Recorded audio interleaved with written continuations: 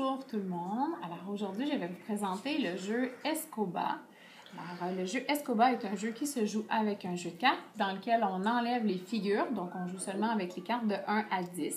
Chaque joueur a 3 cartes dans son jeu et le tapis contient 4 cartes ici. Les autres cartes, on les met de côté. Ça va être le paquet de la pioche.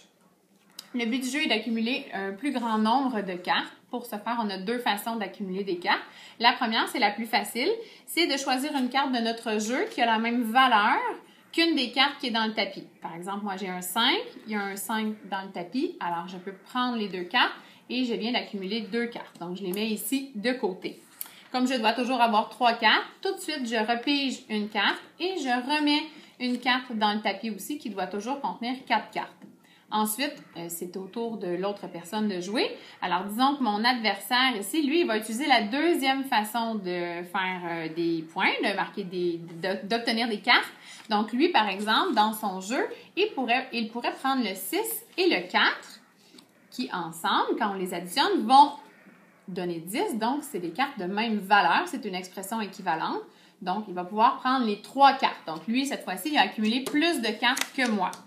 Il va piger 2 nouvelles cartes pour encore avoir ces 3 cartes et on remet une carte tout de suite au milieu dans le tapis. Maintenant, c'est à mon tour de jouer. Donc, je pourrais prendre... Je n'ai pas de cartes qui ont la même valeur ici. Quand je les additionne, ça ne peut pas non plus donner... Ah, ben oui! Alors, j'ai 2 et 2, en fait. Je peux les additionner.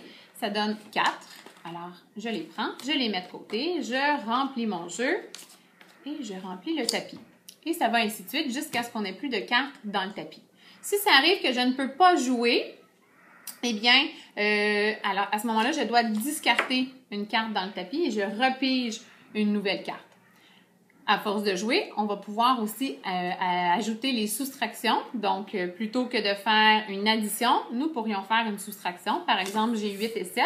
8 moins 7, ça fait 1. Alors, je pourrais aller chercher le 1 et obtenir ainsi 3 cartes.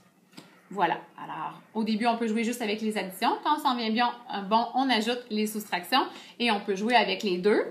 À un moment donné, aussi plus loin dans le jeu, je pourrais aller chercher une carte du tapis avec 2 cartes de mon jeu, en autant qu'on ait toujours une même valeur entre les cartes. Alors voilà, c'était le jeu Escoba. Merci, au revoir.